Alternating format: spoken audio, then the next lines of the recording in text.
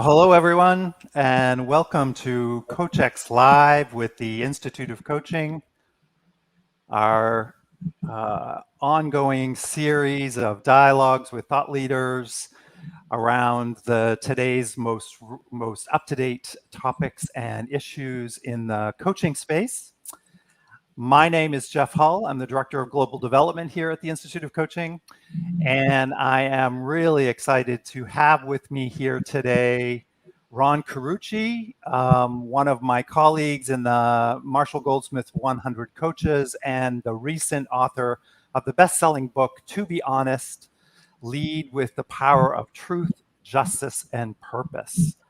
So I want to say hello to everyone from around the world. And before we get started, just take a minute if you would. We're always excited to see folks from all over joining us, and to say hello in the comments section and put maybe where you're from so that we get a sense of where people are coming from around the world. We're going to take the next 30 minutes to take as deep a dive as we can into the research and the work that Ron has done in his recent book. And for those of you that are not familiar with Ron's work, let me just give you a couple seconds background.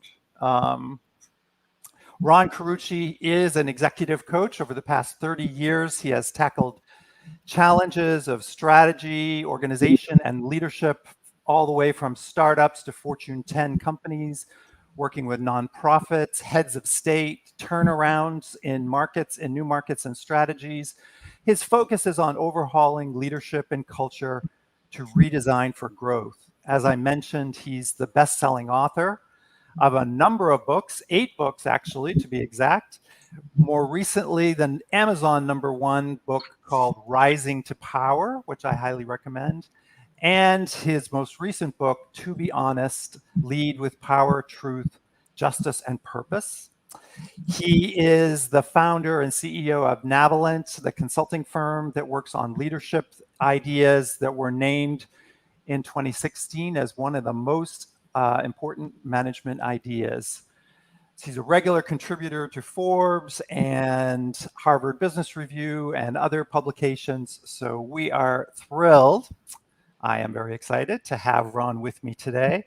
And I will mention at the outset that for those of you who want to take this conversation a little deeper, last week, the Institute of Coaching sponsored a 1-hour webinar with Ron where he was able to go through the research and much more in depth. And that video is available on our website, theinstituteofcoaching.org. So please feel free to go to that website and take a deeper dive. So with that, I'm seeing people coming in, Ron, from all over, Ireland, Chicago, Florida. Nice to see you. Welcome. London. That's always great to see folks from different countries. And to get us started, actually, Ron, what I'd like to do is start on a more personal note, and I'm sure we'll dive into the book and the research. But I didn't get to ask you in the webinar last week, so I'm curious to give us a little background of how you came to be passionate about this subject of honesty and integrity in the C-suite, and what led you to the research, maybe some of your own personal experiences, I'd love to hear, and I think people would love to hear the journey that took you to writing the book. Well, first of all, so great to be with you again, Jeff. Last week's conversation was such a delight, and you're such a great conversationalist, so I'm so excited to be with you again. And thanks to everybody for joining us. Wonderful to see the IOC UN has joined us. That's great, right? Jeff, I think none of us have to look very far to see that our world's in a trust recession. To find some place, some institution, some leader where you feel like you can truly trust is becoming more and more difficult. Right. None of us want to hear any more Thurano stories or any Wells Fargo stories or books. We're tired of them, and we're even more tired of the explanations of why they happen. It's a few bad apples, or it was the culture. And I thought, 5,000 people didn't wake up at Wells Fargo all on the same day and go, "Hey, here's an idea." The seeds of these moments are sown much sooner. And I wanted to know under what conditions do otherwise good-hearted people, well-intended people, turn to the dark side, and how are we causing it? Are we inadvertently creating conditions where otherwise well-meaning people may make choices they thought they would never make? And if we could predict those conditions, could we prevent them? Or could we more likely intentionally engineer the conditions under which people bring their best, where they want to be their most honest, where they want to be their best selves? I wanted to write a book of heroes. I wanted to write the stories of people we want to emulate, the people we'd be proud to work for, people we'd be proud to coach, the people we'd be proud to want to emulate and be like them. And so for me, it was a journey of I wanted to be re-inspired to say all is not lost. The world has not gone the way of the dark side. That may be what gets clickbait in the headlines, but actually there are more good apples than not. And I wanted to tell those stories. So that's why I did it. And it was a thrill. I don't know that I set out to write a book about it, but when we did the research and mined the 15 years of interview data that we had and could quantify and statistically predict, it was compelling enough for me to think, I want to write this. I want the world to know we can do better. That's great. Yeah. And the timing is so perfect because we, at least here in the US, and I know in different parts of the world, it's not that different. We're just constantly bombarded with issues of lack of integrity in our leaders. And as you said, the dark side.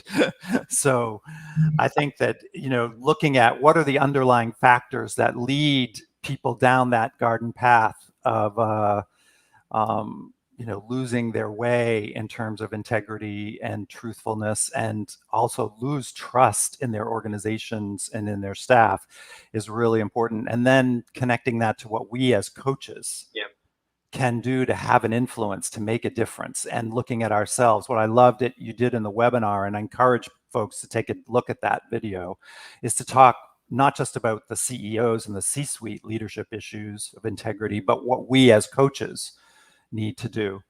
So before I ask my next question, though, I just want to remind our audience, because now folks are filtering in from all over, please do toss a question in the comment bar if you have one, and we will try in the short time we have to try to get to some of the questions. So don't hesitate to put a question in. I'm going to be glancing over and trying to see questions as much as I can.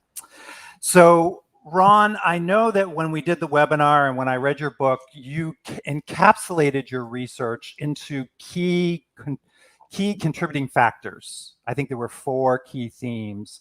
And maybe what you could do for us, for those of the folks that are joining us and learning about your work for the first time, is give a little bit of a encapsulation of the actual research and the summary takeaways.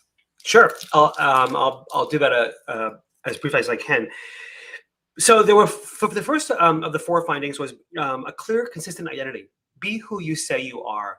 In other words, make sure your actions and words match. Our organizations make promises in their missions and visions and values. Leaders make promises in the values they claim to embody. As coaches, we claim to embody a certain ethic.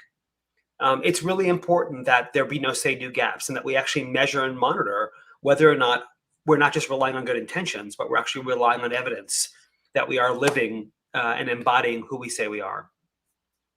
The second was justice and dignity and accountability, making sure the way we hold our people accountable for their contributions, the way we talk and treat their work, recognizes that in today's world of work, the contributor and the contribution are more fused than ever.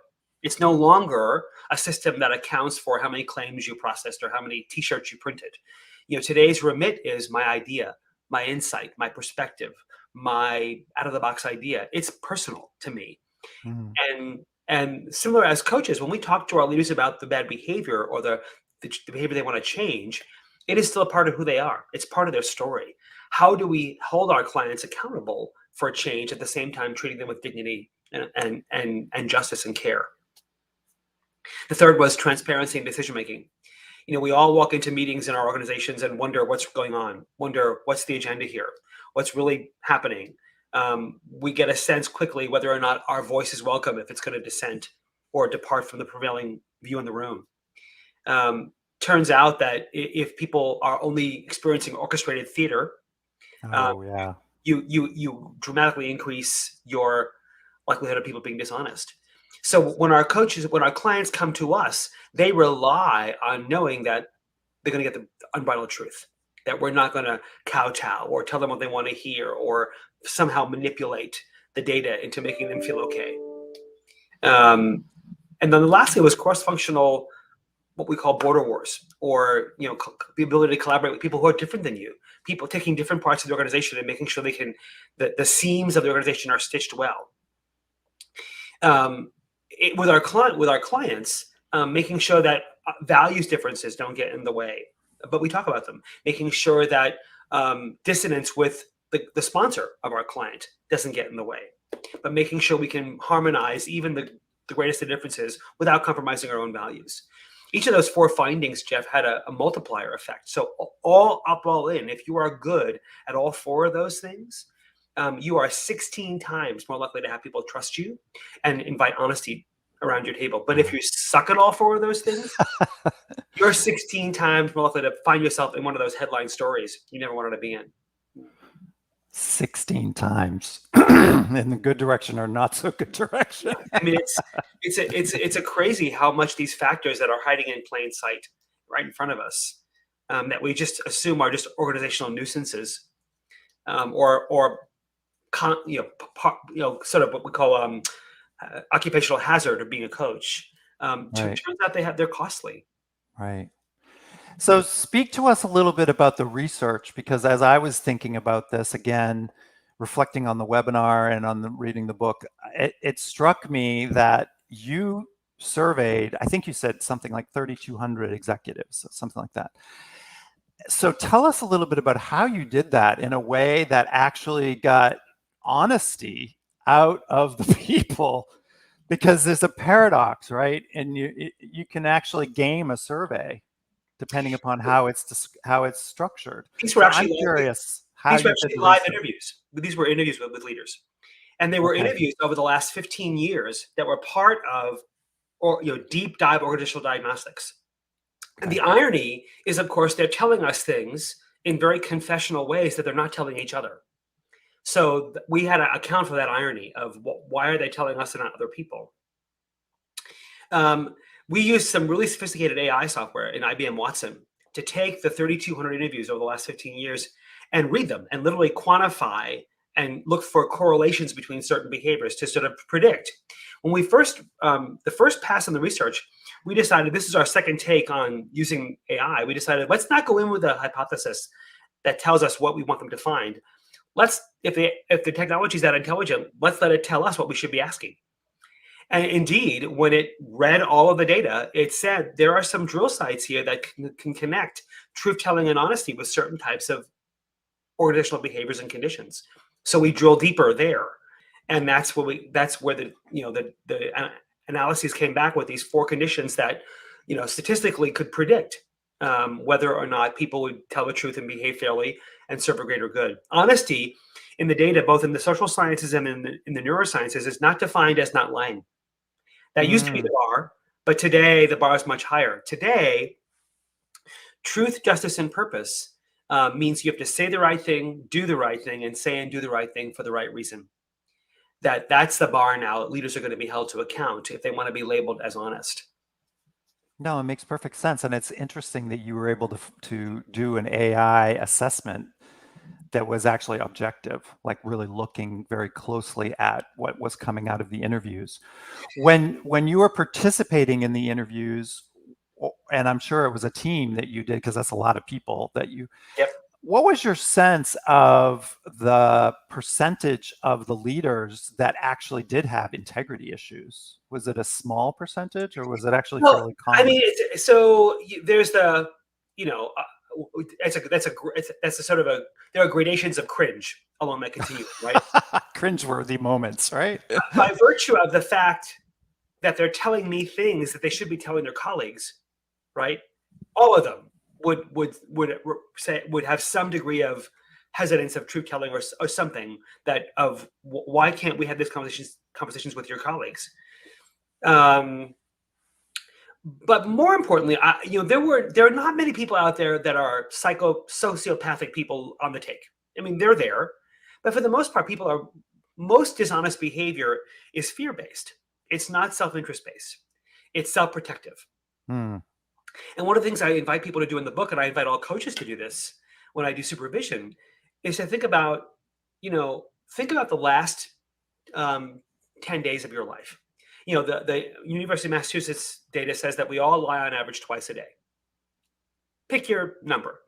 But if I were to, think about the last 10 days and pick out 7 or 8 moments where you weren't your best self, where you were curt to a Starbucks Right. Oh, or you were short with your spouse or kids, or you fudged information or embellished something to engineer a certain impression in somebody. We all do it.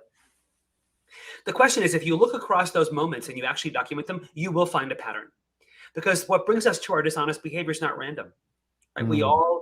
We all are meeting some other need that we believe we're serving to look a certain way or to protect ourselves from certain types of reactions. And so you if you want to level up on your own integrity behavior, think about those moments and look for the pattern that's underlying your choices, because our dishonest behavior is not random. And as coaches, think about the times where with your own clients, you have pulled a punch or bent information a certain way where you really wanted to earn the regard or respect or admiration of your client. We all have places that bring us to those moments that we're less than true to ourselves or our values because we're meeting some other deeper need that, of course, we're really not meeting. We just think we are. So I think it behooves all of us to do a deeper look at what is it that brings us to our less than best self behavior, our less than honest behavior, and why have we continued to reinforce a narrative that's bringing us to behaviors we don't value. That's such a great answer. I really appreciate the nuance that you're sharing, because even in my question, I'm aware of my own sort of black and white thinking. Like, there is bad people out there. How many of them did you interview were the bad guys? And how many of them were the good guys? Was it 10% of the bad guys, 90% of the good guys? And what you're pointing to is that it's really much, much more nuanced than that.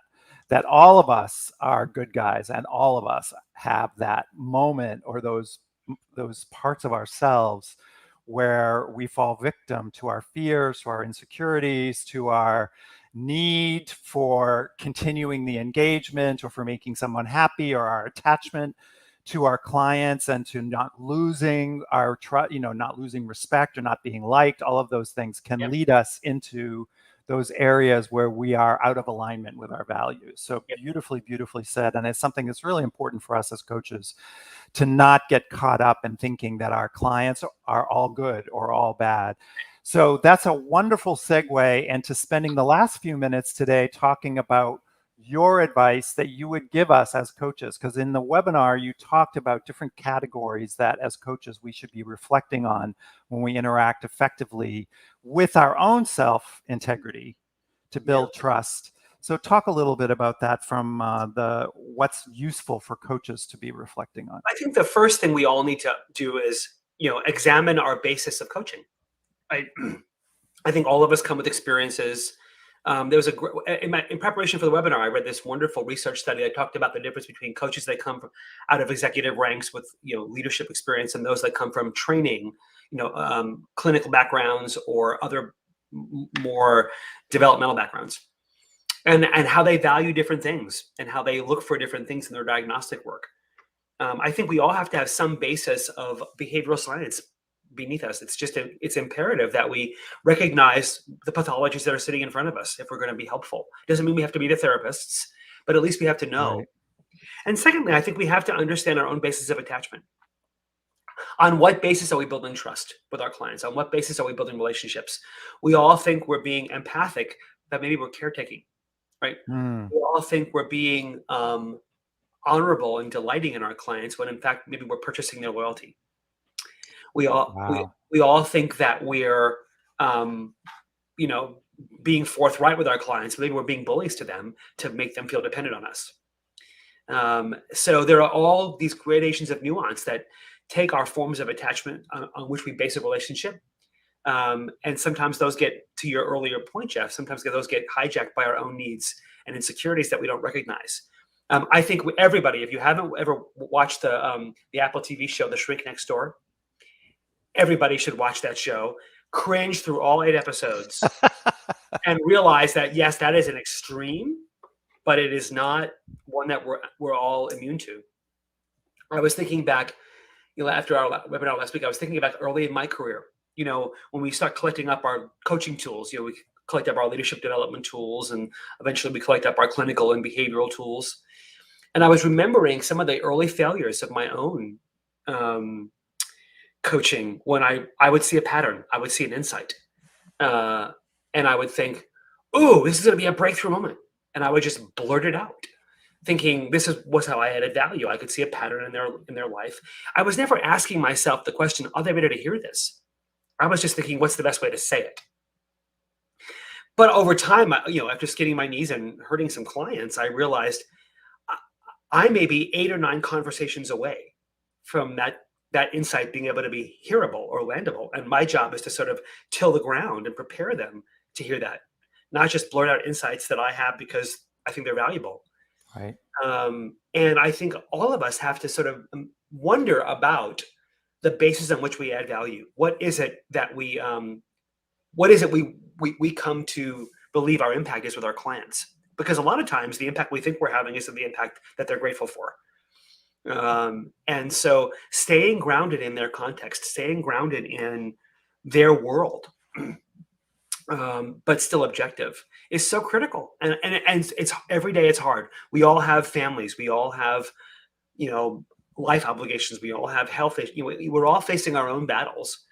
And those are going to come in the room, whether we want them to or not.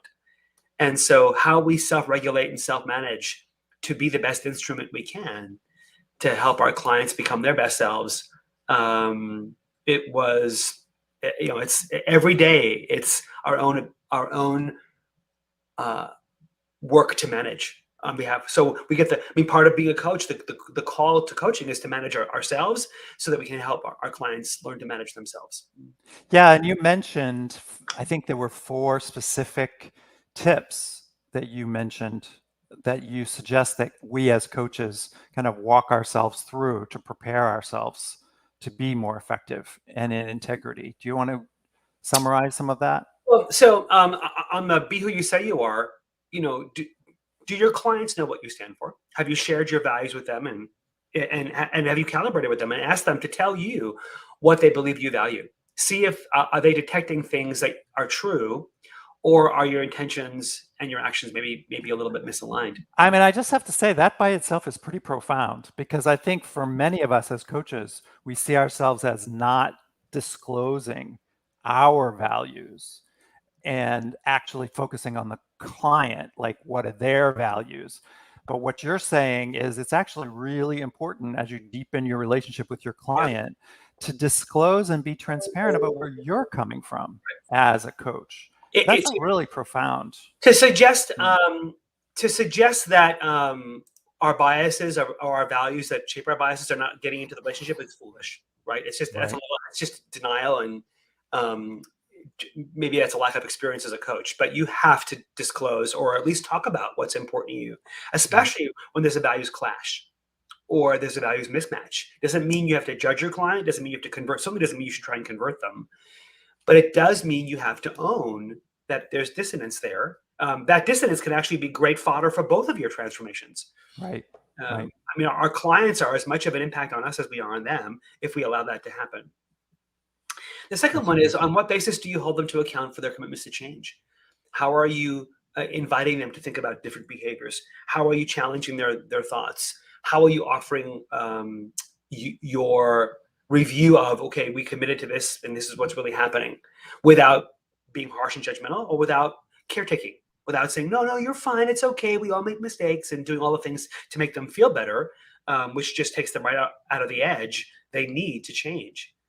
And then how are you managing your relationship with the sponsors? How are you managing relationship with the clients and when they differ? When there's a sponsor-client conflict of interest, how do you step into the middle of that, and what do you believe your role is? So I think that there's all kinds of contexts that I think each of the 4 findings, Jeffrey, can invite us to think about our own behavior and choices. And ultimately do some good self-examination and tell your clients you're doing it. Tell your clients you're actually, continuing to evolve and grow yourself. I think our clients appreciate when they know that our expertise isn't complete, that we're always evolving and learning as well, so that it's in the service of their growth. I totally agree that it's basically honoring and being clear and transparent about the fact that we as coaches are also doing our own work to know ourselves and to know our potential pitfalls of our Yep. insecurities. And so I hate to do this to you in the last 5 minutes because it's a deep question, but I really do think it's profound. Wendy Lewis is asking about, I mean, she's specifically asking about how the issues around race are impacting your work. Yeah. And I would just want to give you an opportunity to reflect on how your work has evolved. And I think it's race, but it's more than that. In the last year or 2 years, at least in the US, and I think it's true worldwide, there are issues of social justice and equity and inclusion, specifically around race, that are just becoming more and more key to success for leaders in organizations trying to do the right thing. So she's asking, how has this impacted your work? And I'm really curious to have you reflect on that in our last couple minutes. Well, first of all, Wendy, thank you. It's a wonderful question. I'm glad you asked it. Racial justice has been a deep, deep cause and care of mine for many years. One of the stories in the book, to be honest, is a Brian Stevenson story. Whenever people ask me who's my hero, he's certainly the name that tops that list. So for me, I have spent a disproportionate amount of my pro bono coaching time with BIPOC people and helping center Black. One of my goals in this book was to center Black voices. I give myself a B. I think that I found many of them there, but I could have done better.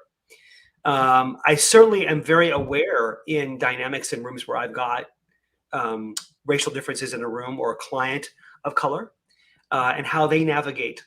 I had a horrible experience where a client of mine, a very senior Black executive, came to me with having had a horrible experience of a hardly micro, almost macroaggression aimed at him from a very senior place in his company, and it just made me cringe.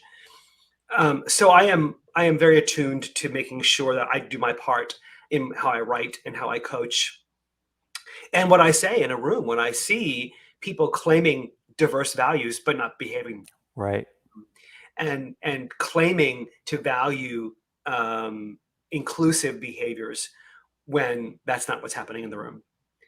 So the section on justice and accountability in the book is very much, actually one of the stories I went and a lot of the chapters begin with stories from outside business contexts. I went to the Congo to look at restorative justice practices there for women. Oh my God, that's great. And because I wanted to see what could those practices teach us about accountability in our own Western world. When I wanted to understand how do we stitch seams, I interviewed two guys from Compton who had come out of rival gangs, the Crips and the Bloods, had been out of jail most of their lives, had lived very disadvantaged lives, but came together and started a business together. Two people who should have hated each other. I spent the day they started a food business. I spent the day with them in Compton at their food truck, talking with them and learning about what real partnership across divided boundaries can look like. So for me, it was an incredible honor. And to see, gosh, if they can do this, none of us have any excuses when it comes to reaching across boundaries to people who are different than us, functionally, departmentally, racially, or otherwise, to build a bridge. I so appreciate that. I mean, what you're making me reflect on is that I know when I have in my personal coaching practice worked with someone of color, or when I was writing my book and I was trying to think about case studies and getting feedback from my clients that are non-white or have various cultural or racial differences, for me, the key was to always be a student. Yeah. Right? To realize you cannot know what someone else's experience really is. And that what we have to do as coaches, no matter what our cultural or racial background, is to really know how to deeply listen and to not come in with preconceived notions. And probably most importantly, to fundamentally be aware that we already have preconceived notions, right? Biases. I mean, listen, I'm very aware as a white man, I played a disproportionate role in the problem to begin with. Right. So I have to Oh, own my great. privilege and own the biases I come in with, right? I have been conditioned to believe a certain thing about whiteness that it isn't true. And in fact, I'm right now working with a group of white men through this book. And Oh, wow. Me and white supremacy. Awesome. That's I've been definitely something for us to. for the last 2 years, I've been working with a group called White Men for Racial Justice, working on our own biases because of our disproportionate impact on the problem. We have to help solve it. And so it's been an incredible journey of self-exploration about what people of color have asked us to do is do your own work. Don't Right. burn us. And so that's what we've done for the last two years. And it's been an incredibly disruptive, but beautifully self-discovering time of learning how can I do better? How can I contribute to Right. solving the problem, not just keeping it in place? Right. No, beautifully said. I think at the end of the day, that's our job as coaches, Yep. to be doing our own work and to looking at ourselves and to be consistently and continuously students of what our clients, no matter where they come from and what organization, what is their real story, and honoring Yep. that. So with that, I mean, we could talk for days. This has been great. I so appreciate your taking us, you're giving the Institute of Coaching your time.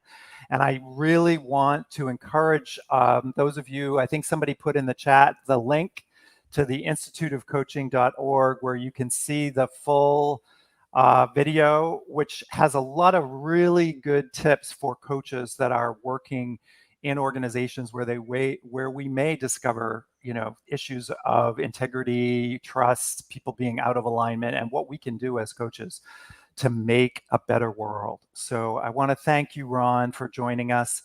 And I want to thank everyone for taking the time out of the middle of their day or the end of the day, and encourage you to take a look at this wonderful book, To Be Honest, because at the end of the day, that's what it's all about. We all have to strive to be honest, right?